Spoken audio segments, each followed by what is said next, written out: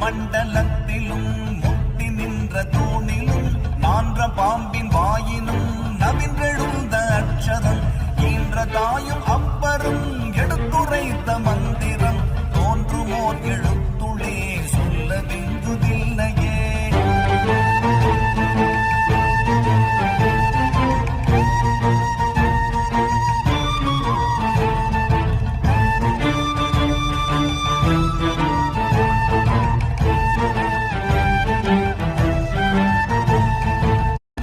மண்டலத்திலும் முட்டி நின்ற தூணிலும் நான்ற பாம்பின் வாயினும் நவின்றெழுந்த அட்சதம் ஈன்ற தாயும் அப்பரும் எடுத்துரைத்த